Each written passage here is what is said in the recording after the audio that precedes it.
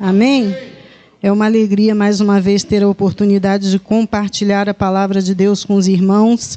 Eu sei que essa igreja ama a palavra, não é? Então é muito bom, maravilhoso poder compartilhá-la com os irmãos nessa noite mais uma vez. Vamos abrir as nossas Bíblias na epístola do apóstolo Paulo aos Romanos.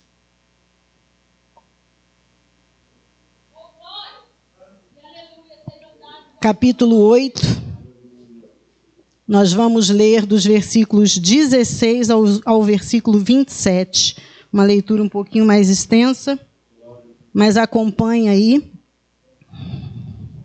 Não fique disperso não, porque vai ser importante para o seu entendimento na sequência. Romanos capítulo 8, nós vamos ler dos versículos 16 ao versículo 27. Amém? Diz assim a palavra de Deus. O próprio Espírito testemunha ao nosso espírito que somos filhos de Deus. Se somos filhos, então somos herdeiros, herdeiros de Deus e co-herdeiros com Cristo, se de fato participamos dos seus sofrimentos, para que também participemos da sua glória. Considero que os nossos sofrimentos atuais não podem ser comparados com a glória que em nós será revelada.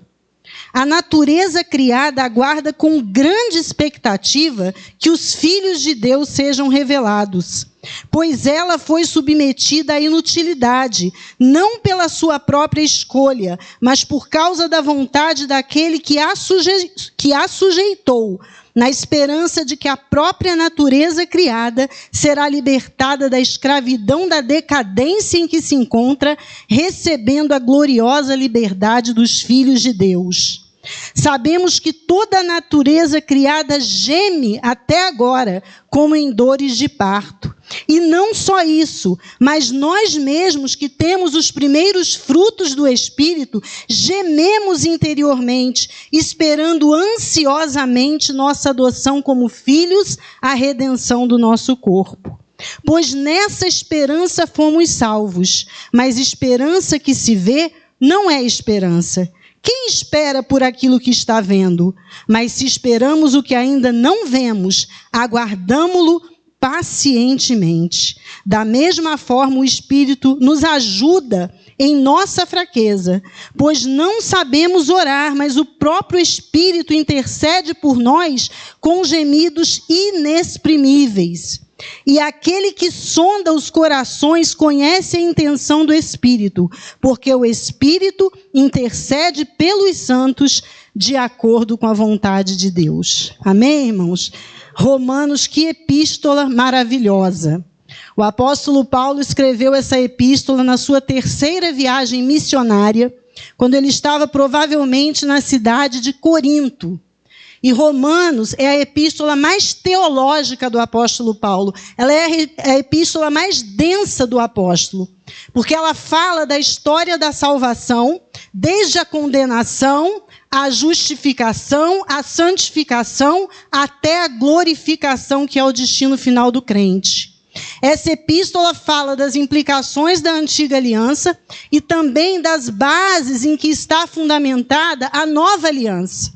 Então, é praticamente uma transição do Antigo para o Novo Testamento. E há um motivo para que essa epístola seja tão densa, tão teológica.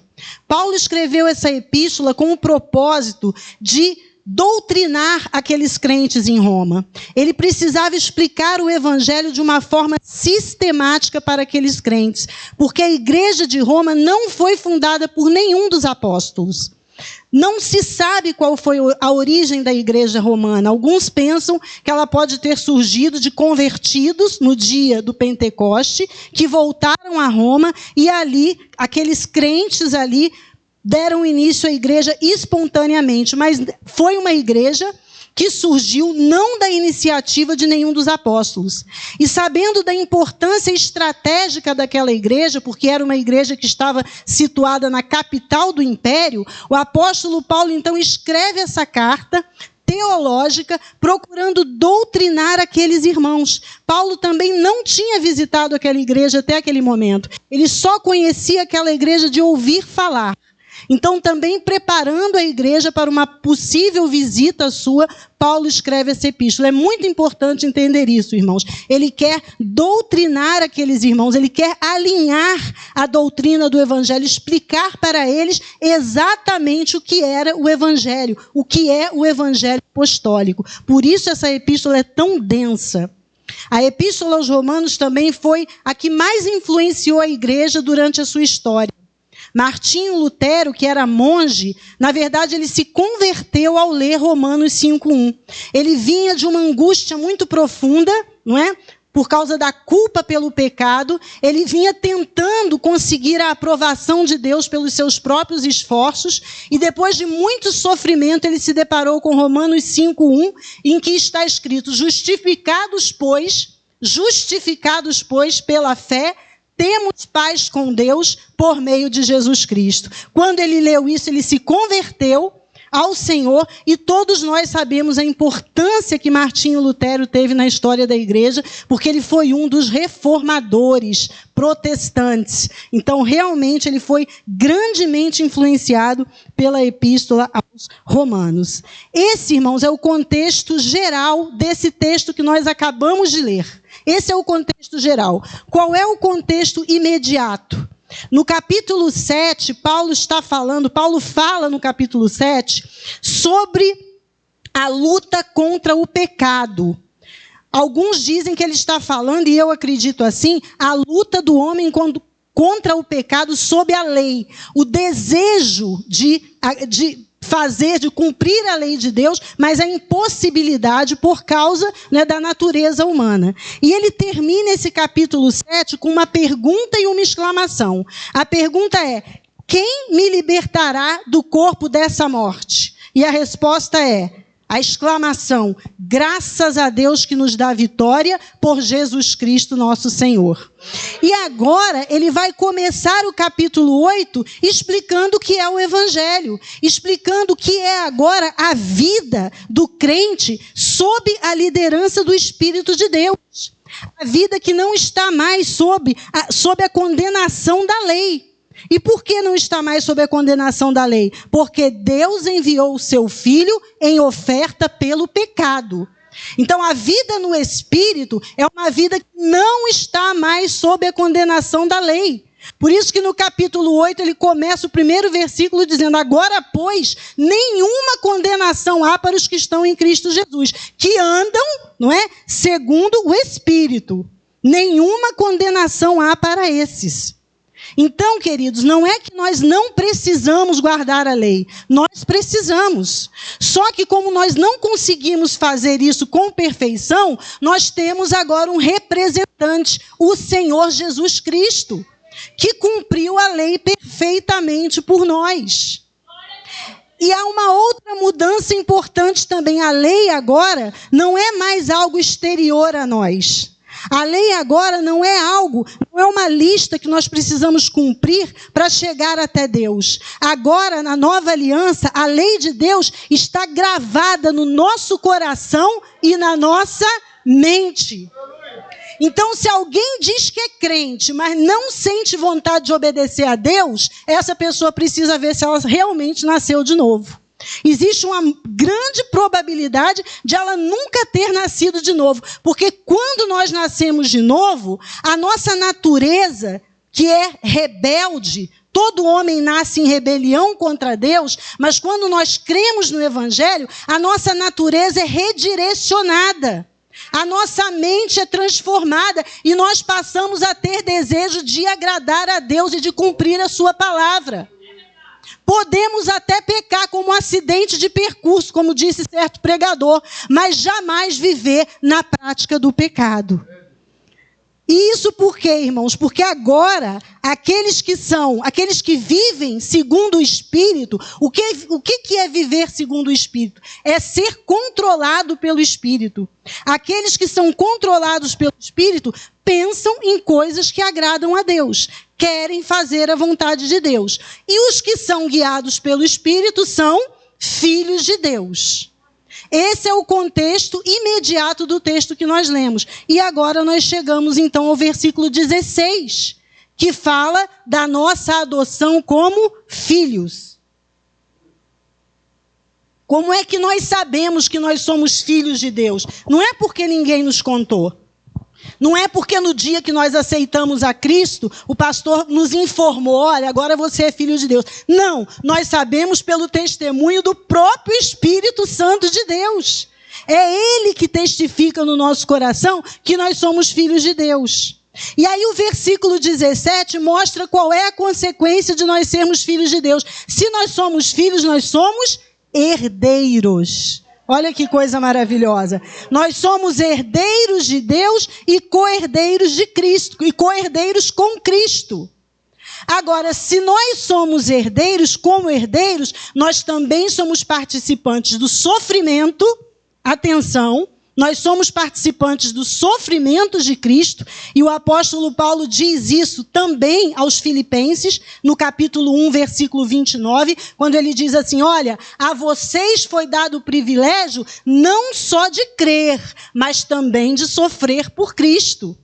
Então, os filhos, os herdeiros, são participantes do sofrimento, mas também da glória futura. Mas também da glória futura. E aí no versículo 18, o apóstolo Paulo agora faz um contraste. Nós somos sim participantes dos sofrimentos de Cristo e da glória futura. Mas não há como comparar, ele diz, não há como comparar esses sofrimentos atuais com a glória que em nós será revelada. São coisas que não têm a mínima comparação. E que glória futura é essa, queridos? É a nossa redenção total. É a nossa redenção total. É o nosso corpo transformado. Né? Certo escritor cristão disse o seguinte, olha, Deus não nos prometeu, né? Não prometeu fazer de nós fantasminhas iluminados. Né? Nós não vamos ser fantasminhas iluminados. Nós teremos corpo transformado. É coisa gloriosa, irmãos. Além disso, nós estamos destinados, olha só, a ter audiência na sala do trono. O escritor Martin Lloyd-Jones, ele escreveu estudos sobre o Sermão do Monte. Algo maravilhoso. E ele diz o seguinte, olha, você e eu estamos destinados a ter audiência na sala do trono do próprio Deus. Você e eu estamos sendo preparados para chegar à presença mesma dos reis dos reis. E ele pergunta, você acredita nisso? Sabe que isso está acontecendo na sua vida? Você já tomou consciência de que se aproxima o dia em que você verá o Deus bendito face a face? Essa é a glória, irmãos, que será revelada. E o apóstolo Paulo também, citando Isaías, ele vai mais longe ainda e diz, nem olhos ouviram, nem ouvidos ouviram, nem jamais penetrou em coração humano o que Deus tem preparado para aqueles que o amam. É isso que é a glória futura que nós estamos aguardando. Irmãos, eu vou abrir um parênteses aqui para fazer um comentário. Durante a pandemia agora, enquanto os campeonatos não tinham voltado, os campeonatos de futebol, os campeonatos estaduais e também o nosso campeonato nacional de futebol, de vez em quando eu ouvi uns gritos lá, da minha casa eu ouvi uns gritos. Carlos! Zero! E aquela gritaria. Aí eu falava para o meu marido, vem cá, já voltou? O futebol já voltou? Está tendo jogo agora? Não. Está tendo a reprise de quando o Atlético foi campeão da Libertadores.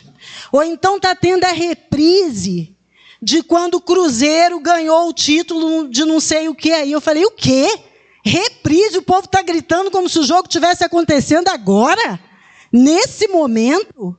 Irmãos, eu fico pensando que diante de uma promessa dessa aqui, toda vez que nós ouvíssemos uma promessa dessa de glória futura, de restauração, de corpo transformado, a gente também devia comemorar. Aleluia. Sabe? A gente devia glorificar a Deus. Agora, é claro que com isso eu não quero dizer que todo mundo é igual e todo mundo tem que gritar, né? Porque as pessoas são diferentes. O meu marido, por exemplo, é torcedor do Santos. Quando ele está assistindo o jogo, ele reclama do desempenho de um jogador ou de outro, fala uma coisinha aqui. Mas se o Santos gritar gol, aliás, se o Santos fizer gol, do jeito que ele está, ele fica. Se o Santos ganhar o campeonato brasileiro, ele não sai ali na janela de casa para gritar gol, peixe. De jeito nenhum. Se o Santos ganhar a Libertadores, do mesmo jeito que ele está, ele fica. Isso não significa que ele não esteja alegre, ele está. Mas é a natureza dele, ele é assim.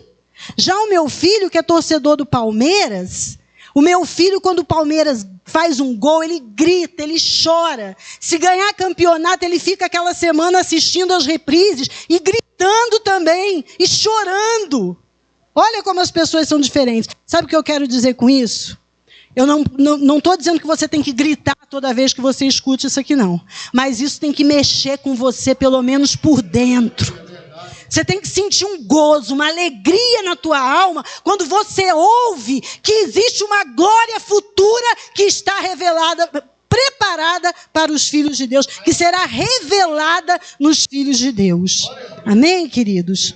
Dos versículos 19 ao 22, Paulo vai falar algo muito interessante. Ele diz que a própria natureza está esperando esse momento. A natureza está esperando o momento da revelação dos filhos de Deus. A natureza geme esperando a sua total libertação. E por que isso, irmãos? Porque a queda trouxe consequências em todas as dimensões da existência. Em todas. Todo o universo foi afetado por causa do pecado. Então a natureza também foi afetada. Essa natureza que nós temos, a gente acha tão linda. Tem coisas lindas mesmo. Nós ainda vemos resquícios da criação de Deus. Mas isso aqui é só um arremedo do Éden. Agora você imagina o que era o Éden. A gente tem coisas lindas, mas a natureza não está no seu estado original criado por Deus. Ela foi afetada pela queda e ela geme. E os cientistas já comprovaram que a Bíblia diz há muito tempo que a Terra está envelhecendo. Isso está escrito em Hebreus 1, de 10 a 12. Coloca, por favor, para nós lermos Hebreus 1, do 10 ao 12. Olha o que diz. E também diz, no princípio, Senhor, firmaste os fundamentos da terra, e os céus são obras das tuas mãos. Eles perecerão, mas tu permanecerás. Envelhecerão como vestimentas. Tu os enrolarás como um manto, como roupas eles serão trocados, mas tu permaneces o mesmo, e os teus dias jamais terão fim. Olha o que o escritor diz, irmãos. A natureza está também sob a maldição da queda, e por isso ela geme esperando a revelação dos filhos de Deus. Depois, nós vamos ver no 23, que nós também gememos. Olha o que o apóstolo Paulo diz aí. E não só isso, mas nós mesmos, que temos os primeiros frutos do Espírito, também gememos, esperando ansiosamente a nossa adoção como filhos, a redenção do nosso corpo. Então, mesmo nós, que temos o Espírito Santo como antecipação da glória futura, olha que coisa linda. Nós temos o Espírito Santo como antecipação da glória futura. A Bíblia diz que o Espírito Santo foi deixado como penhor da nossa herança. Ou seja, o fato de nós termos o Espírito significa que um dia nós seremos resgatados como propriedade de Deus para o louvor da sua glória. Olha que coisa maravilhosa. Nós já temos o Espírito Santo como antecipação dessa glória, mas ainda assim nós gememos. E por que nós gememos? Por dois motivos. Nós gememos, queridos, primeiro, porque nós aguardamos ansiosamente a nossa adoção como filhos. Eu prefiro uma outra tradução, a tradução da NVT, Nova Versão Transformadora, que diz o seguinte: nós aguardamos pelo dia que desfrutaremos nossos direitos de adoção. Porque filhos nós já somos adotados. O apóstolo Paulo já falou aqui anteriormente que nós recebemos o Espírito que nos torna filhos por adoção, pelo qual nós clamamos, Abba, Pai. Então nós já somos filhos. O apóstolo João diz que a todos quantos o receberam, deu-lhes o poder de serem chamados filhos de Deus. Então o que nós aguardamos não é a adoção, mas é o dia em que nós desfrutaremos plenamente dos nossos direitos de adoção. Coisa linda. Em segundo lugar, nós gememos porque nós esperamos a redenção completa do nosso corpo. Nós já fomos livres da culpa do pecado. Nós já fomos livres do poder do pecado. Crente é livre do poder do pecado. Mas nós ainda não fomos livres da presença do pecado. Então nós ainda temos que conviver com essa natureza pecaminosa. Com esse velho homem que de vez em quando quer se levantar. Nós temos que conviver, irmãos, com a feiura do pecado. Olhar para esse mundo pecaminoso, onde a gente vê tanta coisa absurda. Esse mundo que jaz no maligno. Esse mundo que constantemente se opõe a Deus. É por isso que nós gememos, porque nós queremos ser libertos de tudo isso. Nós queremos que chegue o dia da nossa completa redenção. E nos versículos 24 e 25, o apóstolo Paulo diz assim: nessa esperança fomos salvos. Nessa esperança fomos salvos. Por que é importante ele dizer isso? Porque tem crente que esquece a esperança na qual ele foi salvo. E ele começa a esperar em Deus só nessa vida aqui. Ele quer que Deus resolva os problemas imediatos. E Deus resolve, tá, queridos? Deus resolve. Nós ouvimos testemunho já nessa noite. Estamos orando, cremos que Deus resolve. Mas nunca pense que a sua maior esperança é isso, porque não é. A sua esperança é muito superior. A sua esperança não está no que se vê, mas no que não se vê. Não esqueça, por isso que o apóstolo Paulo diz, é nessa esperança que nós fomos salvos. Deus resolve problema? Resolve. Aqui nesse mundo resolve. Mas a nossa esperança, irmãos, é na vida futura, é novos céus e nova terra. Ele já havia falado aos coríntios de uma forma semelhante, no primeiro capítulo, irmãos, na primeira epístola aos Coríntios, capítulo 15, quando ele está defendendo a ressurreição de Cristo.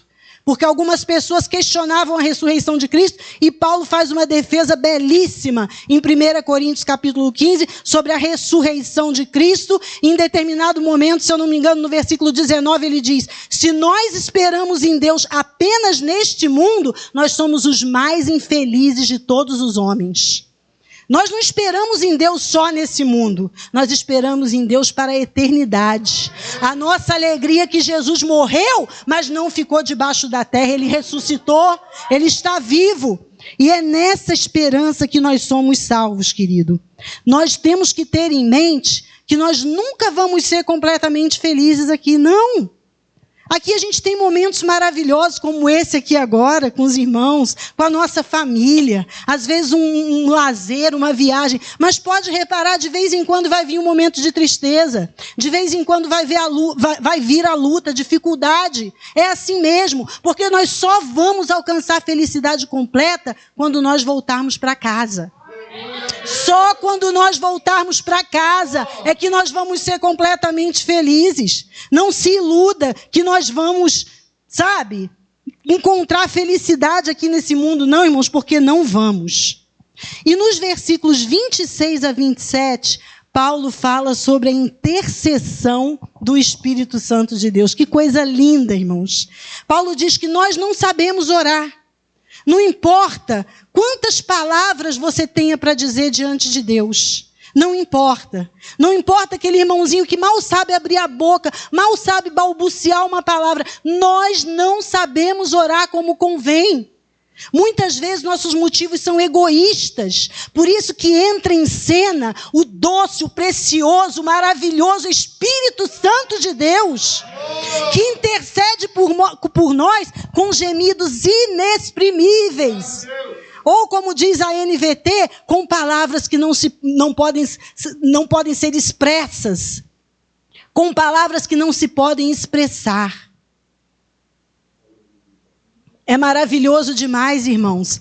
E mais à frente, no versículo 34, que nós não lemos aqui nessa leitura de hoje, Paulo diz também que o Senhor Jesus está à direita de Deus intercedendo por nós. Então nós temos a intercessão do Espírito Santo e temos a intercessão do Senhor Jesus Cristo. Isso não te traz um conforto? Isso não te traz assim uma alegria na alma? Saber que o Espírito Santo intercede por você? Principalmente naqueles dias que você não tem palavras para orar.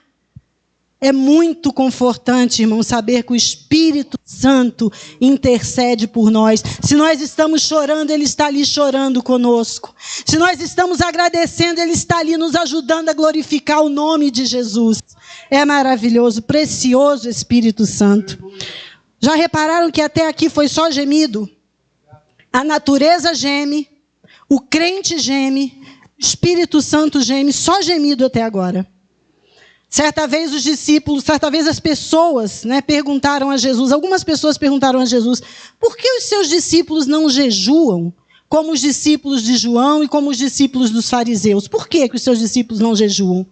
Jesus falou assim, porque como é que os convidados vão jejuar enquanto eles estão festejando com o noivo? Enquanto o noivo estiver presente, os convidados não vão jejuar. Porque eles estão festejando. Agora, um dia, o noivo lhes será tirado. E então eles jejuarão. Por isso que hoje, irmãos, nós gememos, nós jejuamos e nós oramos. Mas um dia o noivo vai voltar. Aleluia! Um dia o noivo vai voltar. E aí vai ser festa. Ei, irmãos, um dia vai ser festa. Agora a gente geme. Mas um dia o noivo... O noivo lindo, maravilhoso. O noivo vai voltar para a noiva que é a igreja. Aleluia. E aí, irmãos, você não vai precisar mais jejuar, mas hoje você não vai precisar orar, gemer. Aí você só vai glorificar. Você só vai desfrutar da festa. Aleluia, o noivo vai voltar. Glorificado seja o nome do Senhor. Que lindo. Que esperança gloriosa. Agora, queridos, que nós já falamos dos versículos, todos eles, eu quero trazer algumas conclusões, algumas aplicações para a nossa vida dessa palavra. Algumas eu já falei aqui, mas quero, a título de conclusão, reafirmar novamente. Em primeiro lugar, nós não somos mais escravos do pecado. Nós temos a ajuda do Espírito Santo para não mais pecar. Então não pense que crente pode ficar naquela muleta da carne é fraca, porque não pode. Na antiga aliança as pessoas tinham que cumprir a lei. Tinham que cumprir a lei. Agora nós também temos que cumprir. Mas temos uma ajuda poderosa, porque Deus sabe que nós não poderíamos cumprir por nós mesmos. Jesus Cristo cumpriu a lei perfeitamente por nós, mas nós não podemos viver no pecado. Não podemos viver na prática do pecado se nós nascemos de novo. Viu? Não há desculpa para crente falar, mas Deus me entende. Deus sabe de todas as coisas. Sim, Ele sabe. Ele sabe que Ele te deu poder, se você é nascido de novo, para resistir, para dizer não ao pecado. Amém? Segunda aplicação, irmãos. Não coloque a sua esperança nesse mundo nem por um momento. Em homens, em governos, em sistemas. Esse mundo vai de mal a pior. Essa é a realidade. Esse mundo é caótico. Nós oramos sim, não podemos deixar, as coisas correrem. Então se o mundo vai de mal a pior, para que eu vou orar? Não, nós oramos. Nós estamos aqui para orar sim, para clamar. Mas a nossa esperança é no futuro, irmãos. É em coisas invisíveis. É em coisas invisíveis. E o apóstolo Paulo diz que esperança que se vê não é esperança. Quem é que espera por alguma coisa que está vendo? Ninguém. A resposta é óbvia, ninguém. Nós estamos esperando por algo que nós não vimos ainda. Por isso precisamos esperar com muita paciência. Com muita paciência. Em terceiro lugar, acho essa aplicação aqui muito importante. Não vamos deixar o orgulho espiritual, irmãos, tomar conta da nossa vida. Por que é que eu digo isso? Porque alguns crentes têm a ilusão, ou não sei, talvez a inocência de achar que podem dar a Deus alguma coisa em troca das suas bênçãos. Sabe, que podem fazer um tipo de negociação, de troca com Deus. Não, isso é impossível.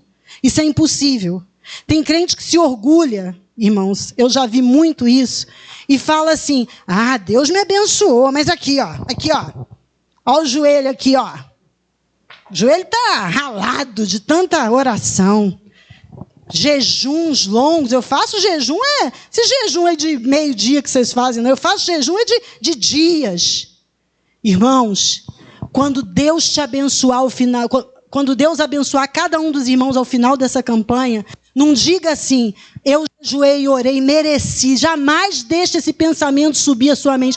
Diga assim, a misericórdia de Deus me alcançou mais uma vez.